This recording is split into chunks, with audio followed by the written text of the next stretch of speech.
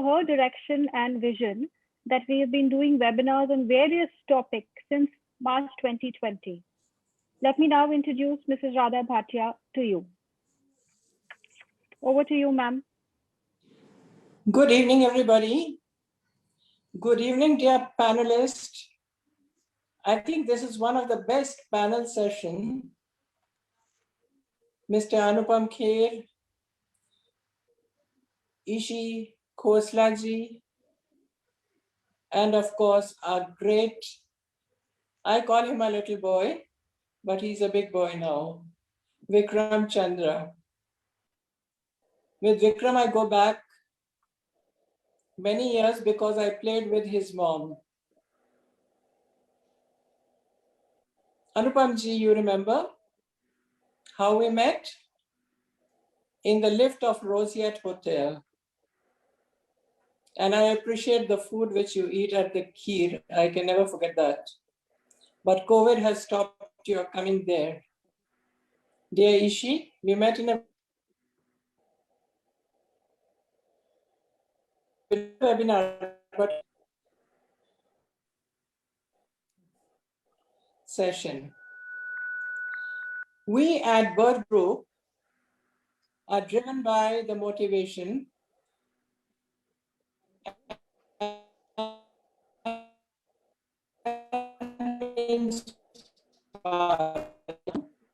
and with my age, my family did not allow me to go out.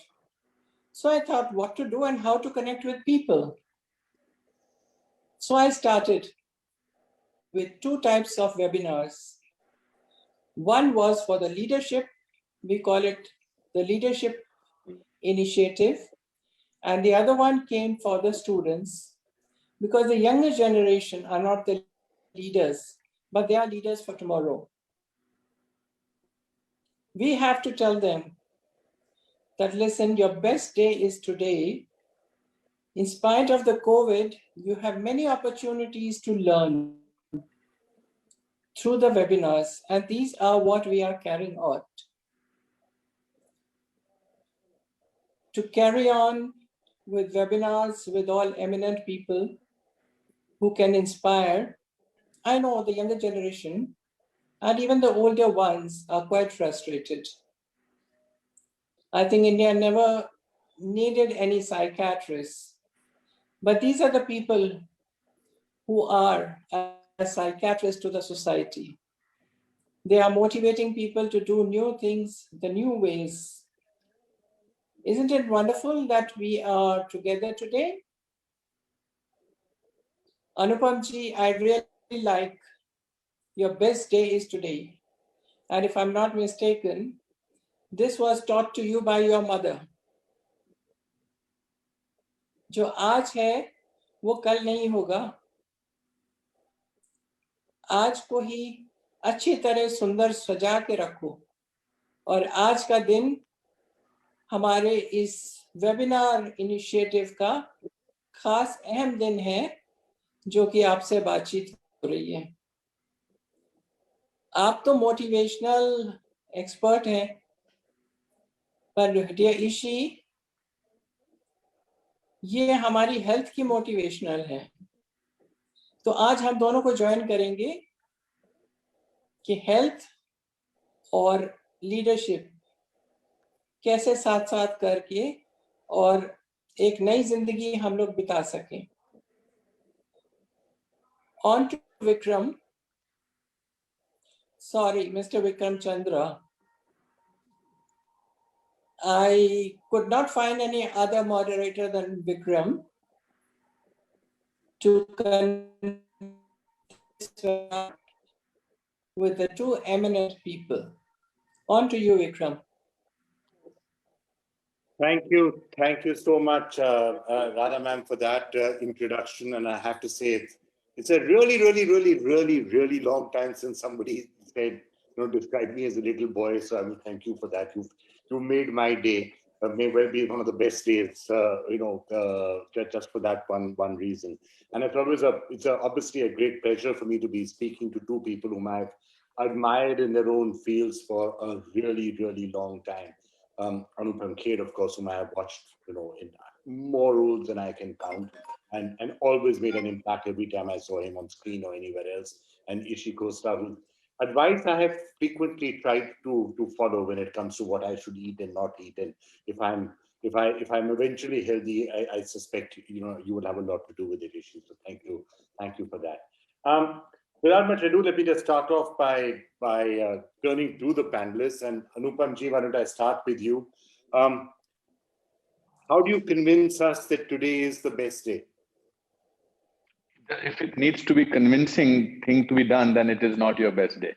You have to presume it that is your best day. That's how you deal with life. I'm an eternal optimist. For me, the ultimate definition of optimism is nothing is all wrong. Even a clock that has stopped running is correct twice a day.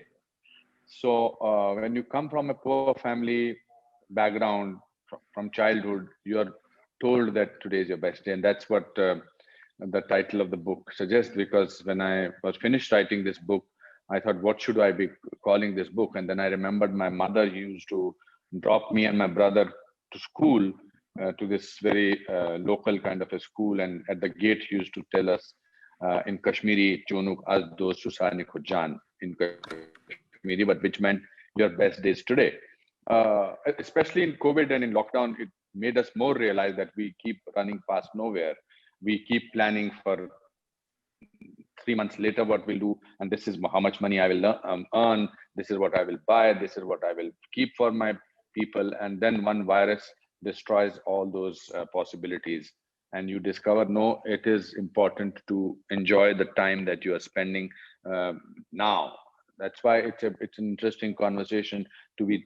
I'm talking to you after a long time. It's always a pleasure talking to you, and it certainly is my best day today. And for this wonderful initiative that Radhaji has started, I love the name of it, and it's a mindset. You have to decide. Otherwise, you can't postpone happiness, you can't postpone hope, you can't postpone optimism, you can't postpone goodness. You have to believe in all that in moment to moment, because half of our worries are imaginary. And my grandfather used to say, don't go through a problem twice, once by thinking about it and once by going through it. So I would like to believe that this is our best day. Great. And of course, today we are over the next hours going to be talking about how do you find joy? How do you find joy today? How do you find joy tomorrow? How do you find joy beyond the lockdown? Actually, I think most people aren't really locked down anymore. And let's hope that the virus is on its way out. But how do we find joy? That's going to be pretty much the theme. Before I come to Ishi, though, Anupam sir, I have to say that in many ways today has been a really good day for you. I've been seeing your Twitter feed. You've been you sounded quite touched to have got a letter from the Prime Minister, and a letter which obviously shows that he did read your book and read it in some detail. Yes. Oh yeah, it was I had sent my book to him about 3 weeks back, just because I like to I'm an accidental author. So when somebody introduces me as an actor and author, I feel very happy. Means acting I've been doing for a long time. And last night I got his letter, and I was really touched by the fact that not only it could have been a very simple letter and I would have been equally happy that received your letter. I hope it does well. But the fact that he wrote all the details, what the book deals with, and then his own book made a reference to his own book, it made me feel happy. And the reference to the title of the book, and also that what my mother has taught me, the values that I hope to inculcate or hope to practice, it made me very happy. And I think that's a great achievement, I would like to say, because the book is about goodness. The book is about finding silver linings in dark clouds. The book is finding compassion. The book is about listening. The book is about a pause in your life. It is not a book which chronicles my stay in India during lockdown only. I was dealing with my own fear of having come back to Mumbai from New York on the 20th of March 2020, and discovered that I had never seen Mumbai like that. And it really dawned on me that I thought I was on a set of a movie called I Am Legend with Will Smith, where he's the only surviving person in the world. So that's why if he had said something like this about my autobiography or something like that, then maybe. But this is a book which, as you said very correctly, which needs to spread maybe joy later, but positivity. So then a kind of reaffirmation from the Prime Minister himself gives you a great feeling of joy. So just, trying to find secrets that you need to pick up. So in fact, I'll quote from his letter to you. He says, the PM said, the wisdom of your mother, Srimati Dulari ji, in filling such positivity and spirit of purpose in her child each day has clearly paid off in your achievements. So is that part of the secret? Stay positive. No matter what is happening, stay positive. If there's a lockdown, stay positive. You're not being able to go to work, Vikram, I came from a very poor family. अब तो poor family के अलग-अलग नाम हो गए हैं. We call them lower middle class, upper middle class, middle class. But earlier, when I was born, you are either garib or you are very middle class or rich. My mother used to give us this dabba of rice and dahi, and we went to a school which did not even have a proper name. It was called Fagli School because Fagli was the locality that the school was situated in. And she had nothing to give us except for this sentence. Then can you imagine a 5th standard guy and my younger brother, 3rd standard guy, he's standing at the gate and his uneducated mother, their uneducated mother is telling them, your best day is today. So when you went into the school, whether you were good at studies or whether you were good at sports, you felt that the mother has said that it is your best day, it must be my best day. Also, once I asked my grandfather, I said, Dadaji, we are very poor. Why are we happy? Because we were a large family of 14 people living in a small room. And I always found ourselves happy. I always found ourselves okay. There was I'm sure they had their own days of depression or sadness or misery or whatever it is, but we did not feel it. So I asked my grandfather, why are we happy? We are so poor. He said something very interesting. He said, when you're very poor, the cheapest luxury is happiness. So I think you were brought up like that. My father, I had to give my report card to my father to sign him in the 9th grade. And I was 59th in my class. And he saw my 59th grade and he said, how many students are in the class? I said 60. So I thought now he's going to scold me and not going to say, are you crazy? What's wrong with you? He took a little pause and then he said, the person who stands first in his class has always the stress that he has to stand first. Even if he comes second, he feels he has been demoted. But a person who stands 59th can always be 48th, 37th, 29th. Do me a favor, next time be 48th in your class. And then he said a sentence which was amazing to a 14-year-old boy. He said, failure is an event, never a person. So I think it's your family which first gives you the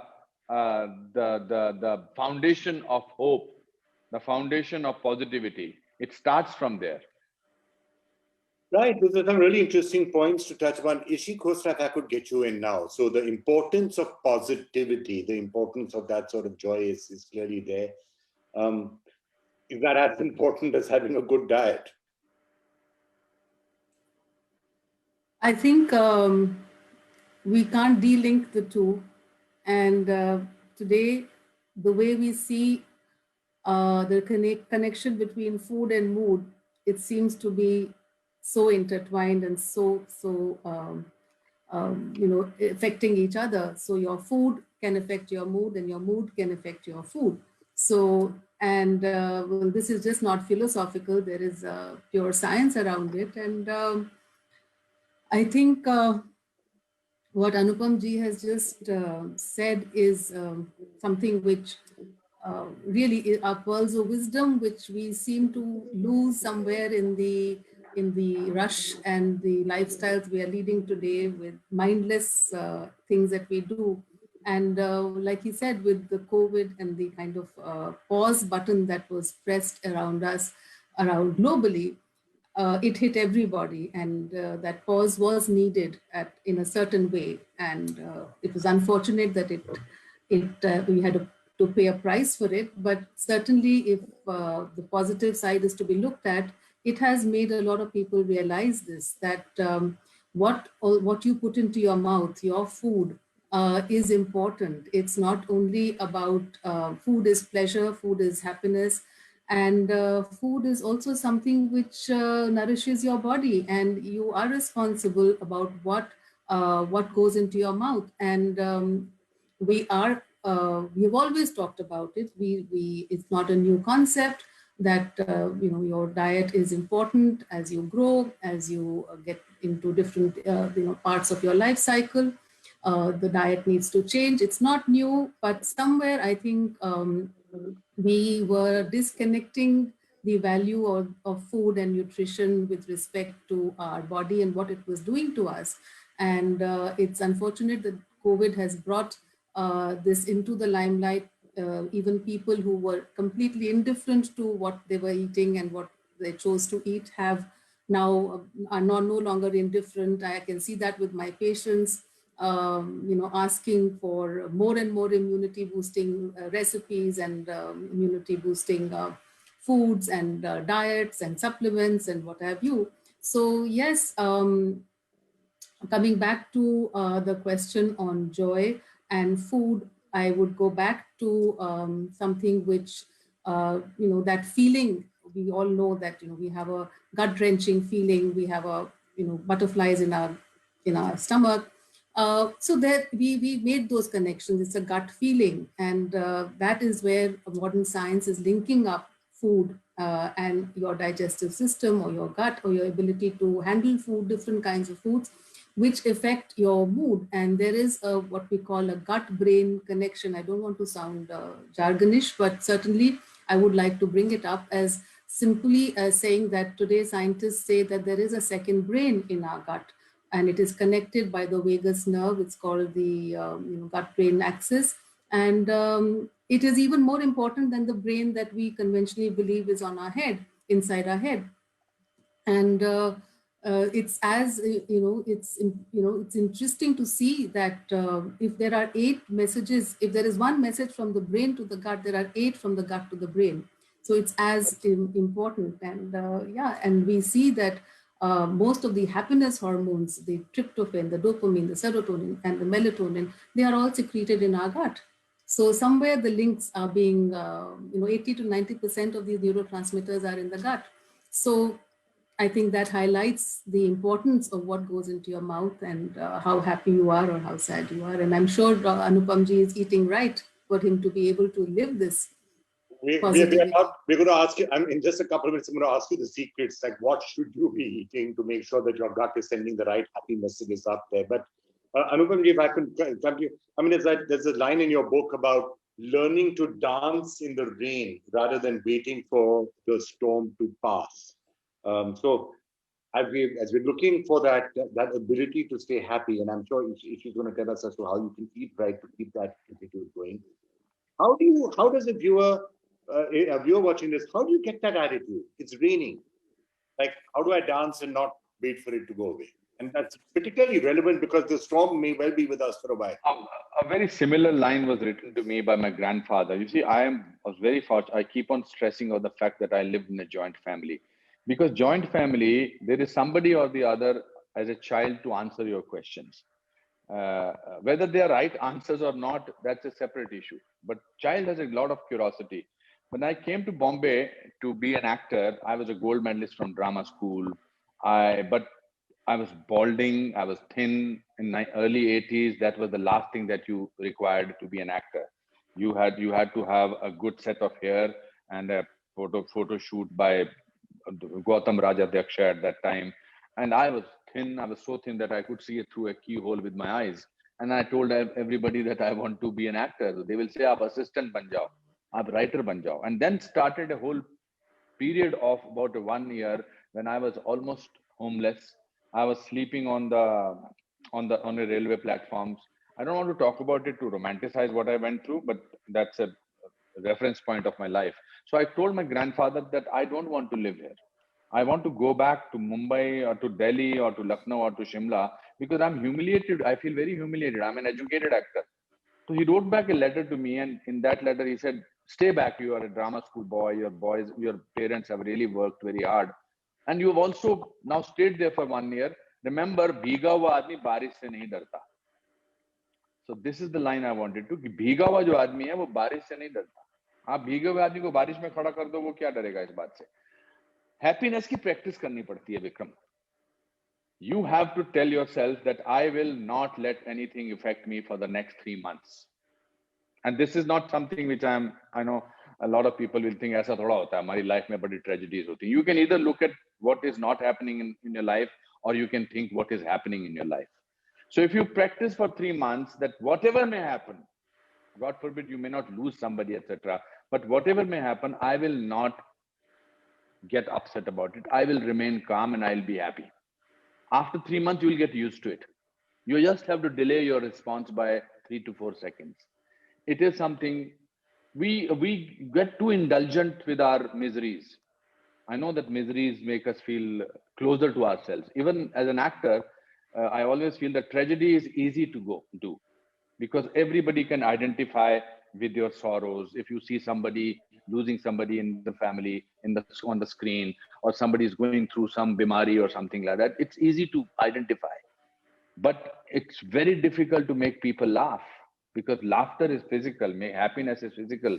So I think you have to practice it. And what is the idea of staying sad or morose or depressed? I'm not talking about clinical depression. That's a separate issue. But it also gives you sadness also gives you a false impression of being important. Anger is an emotion which gives you a false impression of being important. मुझे गुस्सा आया, मैं गुस्से में हूं, मैं दुखी हूं. What do you do when you are दुखी? पुराने गाने सुनते हो, राम के गाने तो लाइटें ऑफ कर देते हो. But when you are happy, you want to go out, you want to meet people, you want to connect with people. I have not used 2 words for the last 31 years consciously. You will never hear me saying mood nahi hai and bore ho gaya hu. I will never said. I decided a long time back. So it's something you have to decide. You have to pick up. It's like food, na? You have to decide at the end of it what makes you happy. Means you can, Ishiji will correct me. You can either feel very happy for those 20 minutes of the taste, or what you go through for the 2 hours or 3 hours afterwards. Absolutely. So it's a discipline. It's an emotion which you need to. I'll rather be happy and make other people happy than be upset or sad or morose or irritable. Being irritable is the easiest thing in the world.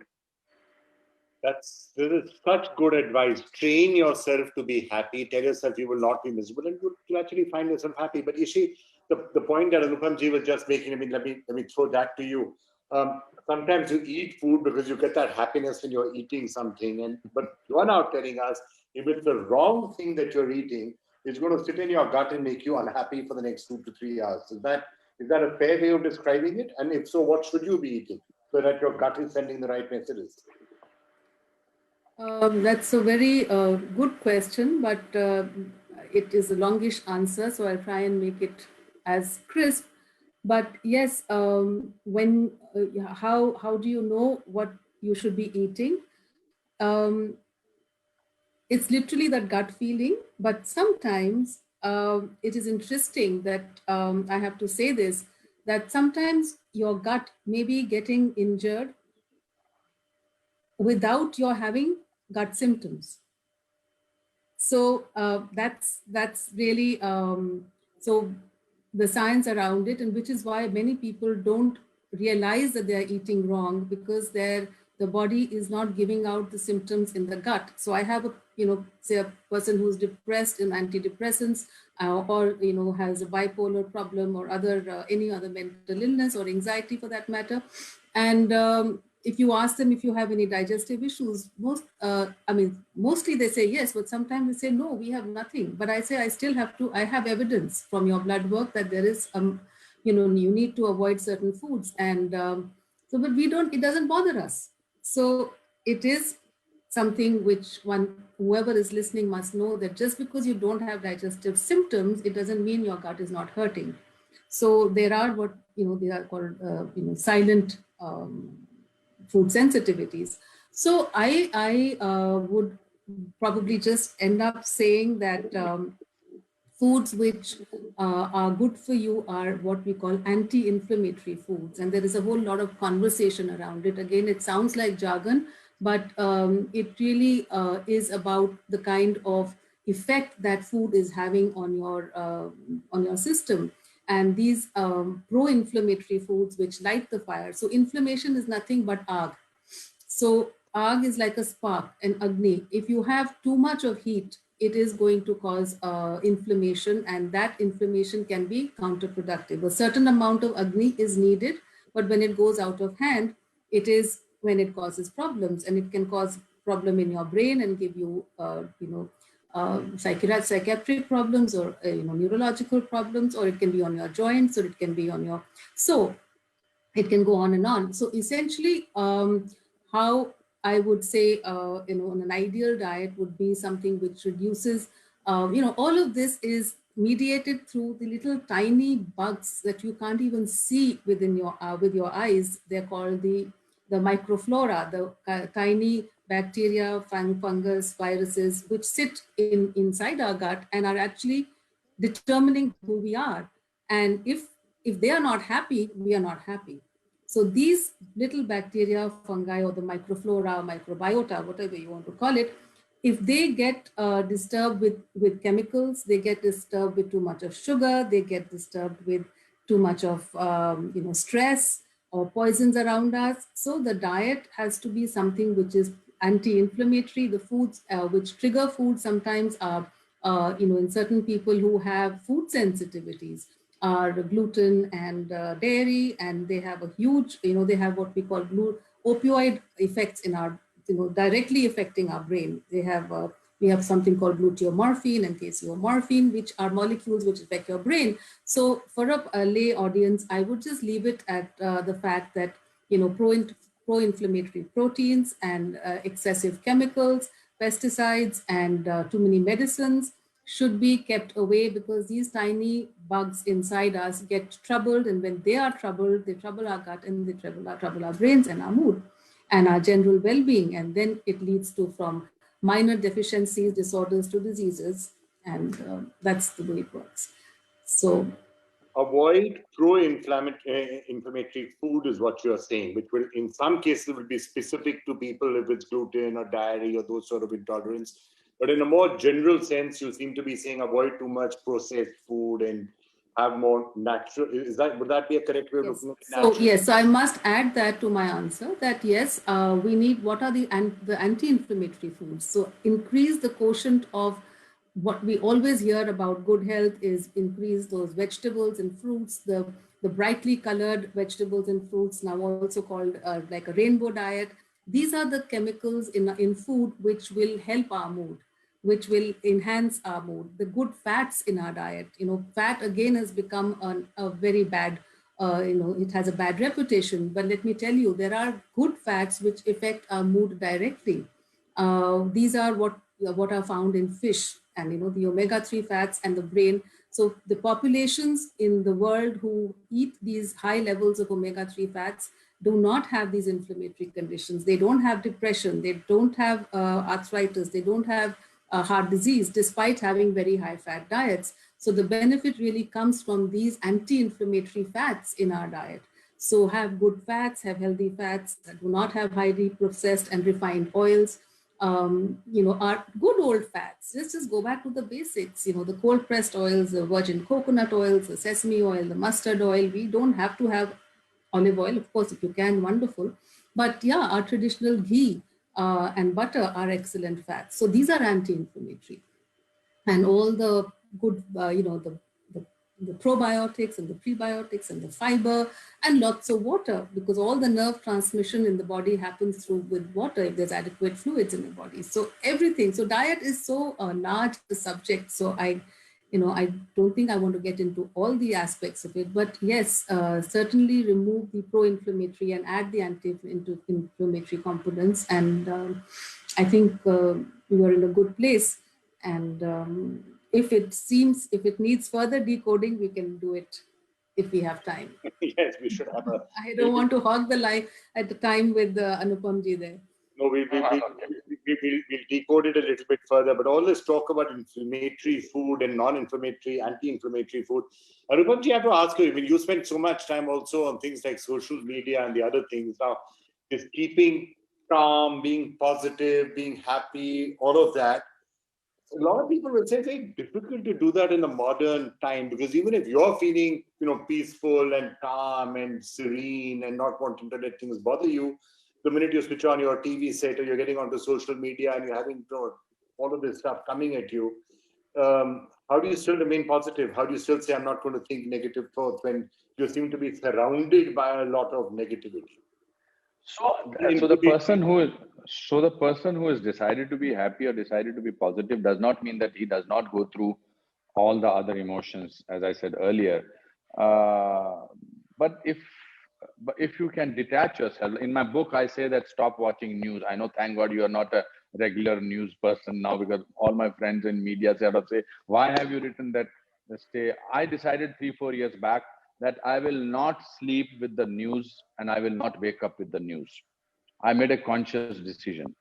And I actually did that. I switch off at very early. I don't watch news in the night, and I don't watch newspapers, because इससे तकलीफ हो सकती है.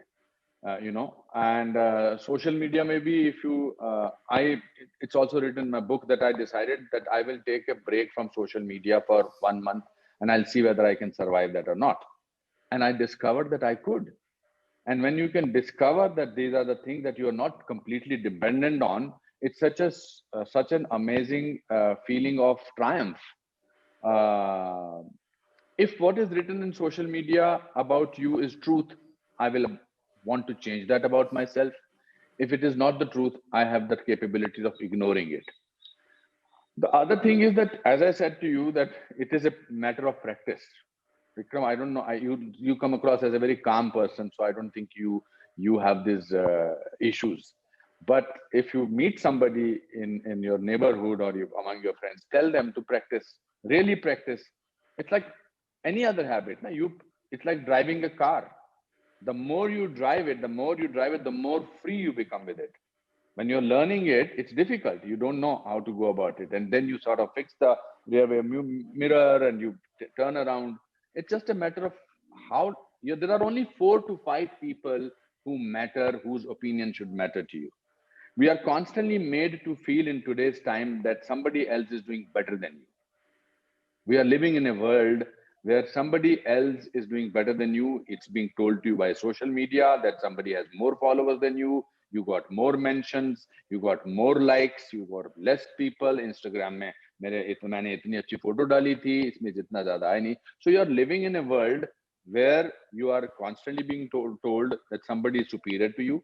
Then you're also living in a world where there is a breaking news after every 15 minutes on 50 different news channels, and breaking news is never about good things. So you are also made to believe that you are living in a dangerous world. You're living in a world where you can't trust anybody. You're living in a world that is only rape, bhraštachar, nonsense, keep on going on. So where do you drive your strength from? You have to go back to yourself. You have to discover who you are as a person. My first book was The Best Thing About You Is You. In that I had said that you need to find out. And this is what I do when I do my motivational lectures, that I tell the person to describe yourself in one word. So let me ask you, Vikram, if you have to describe yourself in one word, what will that word be? It's interesting. I don't know. I never really thought about it. I mean, I would like to believe I'm calm. I would like to believe that I'm calm, and I'd like to think that I'm unfocused. So, like, let me ask Ishiji, if she has to describe herself in one word, what will that word be? As a person, not as a professional. Content. Content. So that decides your life. Some people say, I'm an optimist. I call myself in one word optimist. तो मैं कोई ना कोई चीज हर जगह में ढूंढ ही लेता हूँ. मैं कोई ना कोई चीज में कोई ना कोई हैप्पीनेस का पॉइंट ढूंढ ही लेता हूँ. मुझे अभी बोला, everybody, my manager was saying that, oh, you have to be at this place, you have to be there 5 minutes before that. So what if technical? I said, look, my father used to say, if failure is an event, never a person. So you have to decide yourself. You have to detach anger or other emotions, you will always be, so there are some people who are unhappy. Means I could be very unhappy thinking, why am I not Brad Pitt? But I should be very happy by thinking who I am. There is no end to it. So, Anupam, Small town boys, let me just finish. Sorry. Small town boy from Shimla, whose father was a clerk in the forest department, is sitting in Falak Numa Taj and talking about what makes him happy or what is their good diet. It's a fantastic situation to be in. I always keep that small boy, my ghar ka name is Bittu. My reference point of my happiness is that small town boy who is always alive around me. So when I feel, oh my God, last year I earned more money than this year, that small boy, Bittu, tells me that you came to this city, idiot, on the 3rd of June 1981 with 37 rupees. So the moment that small town boy comes back to me and sort of says that, I feel, oh my God. And you have done 518 films. Hamari constantly a raftar, we are running fast nowhere. So I don't know. I do have my moments of sadness. I do have my moments of irritation. I'm very ambitious. So that doesn't, I'm not, as far as my work is concerned, I want to be the best in a film. I want to do my book to do well. I go to the airports and check out the counters of the airport. Ki meri kitab kis mein? I was very thrilled. I went to three bookshops today at the airport. So I have not left that sense of adventure, a sense of wonder in my life. The problem comes when you let go of that sense of wonder. So, Anupam, it's very interesting, and just as a sort of a personal aside, because you were asking this question. So it's ever since I left television news, I've also stopped watching television news, and I can't tell you to a certain extent it feels as if you've gone to a spa, right? It's like exactly. Serenity comes in because you're not surrounded by negativity. And even on Heritage, which is the company that I now run, it's just simple factual news without the yelling and the screaming and it's such a refreshing change. So you inform people what is happening, but without all the masala interpretations, which there is in it. And I just feel that to that extent, these 2 years have brought me a lot more serenity than there was earlier. So I think your advice is correct. Distance yourself a little bit also from a lot of the negativity around you. You will automatically feel a lot more serene and a lot more calm. And also, I don't carry my former profession, TV news is not necessarily the most serene of places to be in. Yeah, and also I also don't carry the burden of Anupam Kher on my shoulders. Okay. I don't carry, that is such a relief. Can you imagine me I walk into the airports alone. I don't have any bodyguards, any paraphernalia. I go to somebody's house, I go and buy. I live the life of a normal person. Because what happens is today I have 4 bodyguards. Tomorrow I'm not able to afford it. I will have 1. So why get into a situation like that? I am so sure of who I am. That's the joy of making it on your own. That is the fun of it. And I don't lie to myself. If I have done badly in a film, even if 10 people are telling me, wow, Anupam ji, kya baat hai, I know that I have messed it up. So I don't lie to myself. That makes a lot of difference. I think that's really important. You should want to know that you want to react to any of this, because I think it also needs to be a tough point. You have to be able to step back and not carry that, anything which is. I still have people coming up to me, oh, don't you miss it? You're not on television. What will happen if you're not on TV? You're not a TV anchor. I say I'm happy. I'm calmer than I ever was. Yes, I'm delighted about that. Ishi, your sense on any of this? Yeah, I think I resonate with every word which Anupam ji has said. And I must add the fact that when we were growing up as children, my father said exactly the 2 things which Anupam ji has just said. We were not even allowed to say ke mood nahi hai. It was just not okay. And to say hum bore ho rahe hain meant that we can't say that. What do you mean ke bore ho rahe hain? Find things to do. You cannot use those 2 words. So I was, it was such a pleasant, to hear this comment was really taking me back to my childhood. And I think, therefore, happiness is a habit which needs to be created, and we do gravitate, like he said. I agree with everything that he is saying without any qualification. And I just would add that I think one of the reasons why we end up doing a lot of silly things and becoming unhappy, or we struggle with our emotions negatively, is we take ourselves too seriously. And therefore the ability to lighten that, and to be a critic for yourself, to be able to laugh at yourself, is important. So don't take yourself so seriously. Do whatever, like he said, be ambitious. So am I am also very, I like to put in my best, yet I like my pace. So we can be a combination of all of those things. But the bottom line is that you have to see life as a larger canvas. And if that canvas has a few things which are not okay, you must focus on the things which are okay. And that's what will give you joy. But if you have a telescopic view all the time and you focus on the negatives, which we are compelled to, like we're talking about, everything that sells is negative, it's unfortunate. So we do need to de-link ourselves. And having said that, I have also, with during these COVID times, we've got rid of newspapers. We hardly watched television. It was, so we've done those things. And like you said, we've learned to be above it. We can survive. We still get to know the news. We filter it and we see what we want to. And so I mean, it's really nice to hear these things. Okay, I'm going to start taking some questions that are coming in. Remember, you can fire them in on chat and various other things. So Amit, Madan, and Nidhi Sharma have slightly similar question, which I'm going to throw to you, Anupam sir. Amit wants to know, Anupam sir, what, as per you, is the purpose of life? Your advice basically to people in midlife crisis. So what's the purpose of life? And Nidhi says, what do you think is the essence of life? So what is the purpose or the essence of life? Purpose of life is to live. Purpose of life is to enjoy every morning you get up and say, thank you, God, I am one of the few people who have woken up today.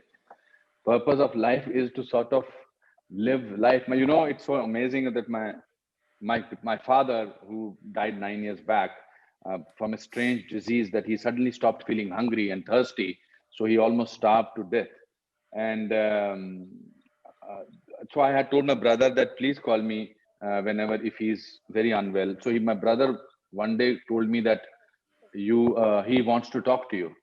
When I reached my brother's house, he did not have the energy because he had not eaten for days, and doctor had told us you can take him home now because he should go from his house, from my brother's house. So he had put a paper on his chest, and because he did not have the energy to speak, so he started writing something on a piece of paper and trying to hide it from me, that he's writing something important. And after say about 10 minutes, he gave the paper to me and I picked it up. Now he's waiting for my answer. What is he written to that? And unfortunately, he did not have the energy to form sentences. They were just lines on the blank paper. And now he's waiting that you have read it. Now tell me the answer. So I just made some general statements. Yes, yes, Dad, of course, of course. And he was a little disappointed. And then he called me to his mouth and he whispered 2 words in my ears just 20 minutes before he died. He said, live life. For a person who was going to die in the next 20 minutes, his last words were live life. So purpose of life is to enjoy every simple moment. We indulge too much of what is not happening in my life. And we forget every person, a person who have asked me, have a biopic. A biopic can be made on everybody's life, not only Ishiji's, not only Bikram, yours, not only mine, but every common person has lived a life which is that of courage. We forget about that and we start comparing our life with somebody else. The purpose of life and the essence of life is to live it every moment and to have compassion for other persons. It is important to have compassion for somebody else. We are becoming too self-centered. We are too involved in ourselves and we are too jumpy. Like I'm a nervous flyer. So every time the flight does a little bumpy, I get a little jerk because I'm expecting it to happen. But in life, it should not happen. Just live every morning, get up, notice yourself. Also give importance to yourself. You are the best thing that has happened to you. and your strength is you. That is the purpose of life, according to me. Right. A couple of other questions. One, how do we stay positive if nothing is going in the right direction? Muzaffar Ansari has put that question. If nothing is going in the right direction, how do you still stay positive? Change the direction. Change the direction. Yes. Okay. That's a simple and an easy way to look at it. Yeah, simple. Yeah. Tanima Nigam says, do you think people work the whole life earning and then retired life is to reap the benefits of that? You know, this is a really fascinating question. I'm going to throw this to both of you because I sometimes see this and I sometimes wonder about it.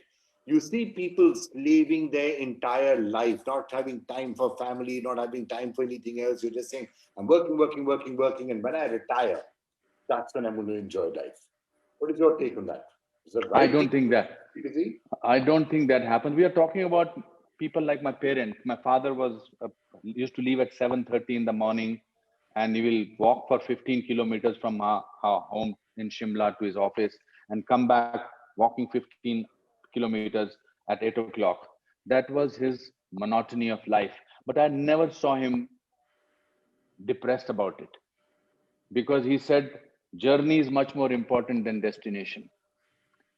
And my take on it is that if your path is not problematic, if your path does not have its ups and downs, if it does not have ditches, it does not have roadblocks, then it's not worth walking on that path. It's so boring in terms of that sense that when we are talking about. In terms of, if I look back, you only talk about what went wrong when you meet your old friends. याद है फिर क्या हुआ था उसमें क्या? What I did during this, when I wrote this book, I called up 10th standard students of mine. We had a black and white picture of 57 boys in that picture. And I called up 32 students out of that. And we only talked about what was wrong in our lives. We paid too much attention on the journey. But I think destination is important. और मेरे father को retirement depression हो गया था. Because at the age of 58, when the government of India retired him, he was suddenly made to believe that it's over for him. And he actually lived his life after 50. हमारे हिंदुस्तान में थोड़ा सा ये है कि 50 साल के होने लग जाएं, तो I went out of India two years back because they had started calling me thespian, legend, veteran. That means you have done your job. Now we will give you lifetime achievement award, and then you walk into the sunset. I'm 65 today, and I think my life has just started. Very interesting. Ishi Khosla, your sense on that, and again, you know, when you meet people and you see what they're going through, do you think sometimes being busy is actually one of the ways to get joy, or should you not be that busy and have time to smell the flowers? Because sometimes you hear contradictory pieces of advice. One says, be as busy as you can. The other says, you know, look at the sunset, smell the flowers, take life easy. Interesting question, Vikram, because I have seen a wide variety of people in my career as well as in my family. And while I completely agree with what Anupam ji said about the fact that the journey is important and a work-life balance is wonderful, and you know, that you, like you said, you know, just savor every bit of the moments that you should be spending with your family and you know, with your friends and your loved ones. Having said that, and I believe that, and I would like the privilege of going through my life in that fashion, I also see people for whom life is only about a drive, about achieving, and they get their high. That's their dope. And if they don't get that, they are miserable. So every day, if it's work which is driving somebody, and that work is taken away, they become nervous. So they're unhappy. And I have a very close friend of mine, I won't name him, but he tries hard to de-link himself from his work, but he is so passionate about his work that is where he is. His heart and soul is there. And if he goes for a holiday, or if he gets away from his place of work, he definitely has psychosomatic symptoms. He gets nauseous, he wants to get back. So I would definitely respect that also as an important, I know they're a part of our society, they're part of us, and maybe recognize that as a need for being who they are and living the life they want. But for me, and I would just draw from examples of very, very illustrious people who always say that, the last wishes were, when they rewind their lives, they feel that they wish they had spent more time with their loved ones and their family rather than times in the office, the hours in the office. So yes, while we do see that at the end of the journey for many people who have achieved a lot, I do respect the need for people who are on a constant drive. My father-in-law, even on the last day when he was in a ventilator, he wasn't that old. He went early. He had diabetes and several complications, etc. But his thing was to get back out of the hospital and get back to doing what he had to do, and give instructions to all the people around. So yes, so for them that's their passion, and so be it. So Anubhuti, I just want to toss one more thing to you. I mean, like, I have to say, Durari ji, your mother has become, in the last few months, actually probably nearly as famous as you. No, more famous than I am. She's much Probably. more famous. I mean, I was being probably polite. So she's like, everyone has sort of been really admiring her spirit and talking so much about her. One of the most important things, taking off from what Ishi was saying, is family. And I've heard you talking so much about family. So close relationships and family in particular. Is that really one of the secrets of finding joy? You see, I totally agree with Ishiji that she was saying that the point is, in this pandemic, we discovered the importance of pause in life. We collectively, forcibly were made to take a pause. As an actor, I understand the meaning of pause. My teacher, drama teacher, used to always say, an actor who can hold the pause for a longer time is a very fine actor. But this pandemic, this lockdown gave us time to go inwards. एक collective meditation हुई है, और उसमें क्या realize हुआ कि the only thing three things that we need in life, actually this pandemic and this lockdown made us realize that we want to be, first thing that we need is we want to be with our closed ones. Somehow or the other, when this whole thing was announced, people wanted to go to their parents or to your husband and wife or your family. That was the number one thing that was required. Number two was essential commodity. Family does play a very important role. Family is the only reference point of your life. बाकी तो need based friends होते हैं, और जो बचपन के दोस्त होते हैं वो important होते हैं. As I was saying it little earlier, that there are only few people who matter, who will be honest with you. The rest of them are telling you what you want to hear. So this pandemic underlined the importance of family. Also, I feel that people who are constantly driven by work are basically habitual. It's become a habit. It's like smoking. Smoking is not always maybe only about the tobacco of it. It's the habit that you take out the cigarette, then you take out the packet, then you do this to this, and you do, and so it's a habit. So people who say that I'm wanting to work, I'm constantly wanting to work. Yes, of course, work is the driving force, but that is because they don't know. Even I was like that. I am known in my friend circle that I'm a very restless person. But it's during the lockdown period I discovered I'm not so a restless person. The point is, I will give you an example. Kirk Douglas, Michael Douglas's father, he used to be a chain smoker. And then one day he quit smoking. And he used to keep one cigarette in his upper pocket. And whenever he had this urge to smoke, he will take out this cigarette and ask it, you strong, I strong, I strong, and he will put it back. The point is, you need to discover what is it that you want in life. Sometimes being busy can give you an illusion of sort of that I'm happening, but whether it is taking away, and unfortunately, iski realization at a later stage of, मैं कितना ही अपने बेटे को बता दूं कि बेटा family बड़ी important है, जिया कर. He said, Dad, you left home when you were 19. So some things you discover over a period of time, unfortunately, in life. And everybody has to come to their own education. Everybody has to come to their own lessons. You cannot necessarily tell people that this is how you should. You can give a reference point without boasting about it. Okay, I think we're nearly at the end. One last question to each of you. Ishi, if I could just ask you, what way do you think the pandemic and the impact of the last 1 year, I think it is going to leave lasting changes, right, on everyone. There is going to be something that will leave us with. What to your mind are some of the lasting changes that we will carry with us going forward from this? Ishi, that was to you, yeah. Okay. I think the ability to detach oneself is one of the key learnings, and that how little we need to survive has been one of my best learnings. And yet I'm not sure how long this will last, but people are people, and memory is also short, and we do go and gravitate towards silly things and mindless living.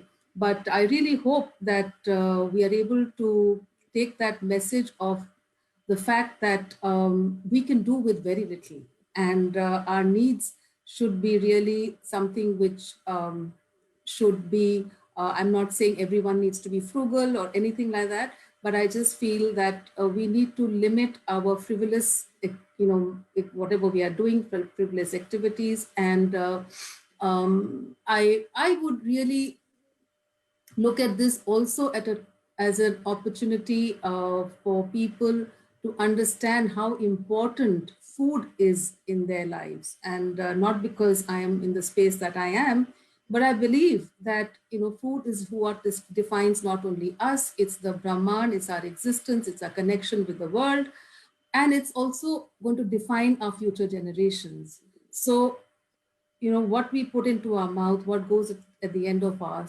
fork or our spoon is extremely critical. So don't take your bodies casually. Your body is like a temple. Just respect whatever you put into it. And even if it's a COVID or a pandemic which is bringing this to us, let's keep it as an important message and a learning, and that we are really ourselves in the driving seat when it comes to our health. So that's exactly what we've been talking about, that it's all within us, and we shouldn't be blaming anybody XYZ or XY situation. We should really take the responsibility of deciding how we want to live, and live to the best, and that's possible with very little. So, Panji, last words from you before we end. No, I will sum it up from what I was saying earlier. This pandemic made us realize that life can be too short. Live it. That is what is important. It's important, and feel compassion. And also, I would like to read out the last paragraph of the introduction of this book, which somehow sort of answers your question in some way or the other. You said, now what will the impact of this be? So it says that this book is an attempt to reach out to everyone and share common experiences, a journey of self-discovery, willpower, small triumphs, and the strength of positive thinking. The battle ahead of us is long, but together we will persevere. Our resilience will bring us back on the path of glory. Something tells me that all of us wrote the future during this unprecedented time, a future where the world will be healed, a future where the coming generation would look up to us as the pioneers of a healing world. So इसका impact आज पता ना लगे, मगर आने वाले सालों में जरूर पता लगेगा through us. Something has changed in us.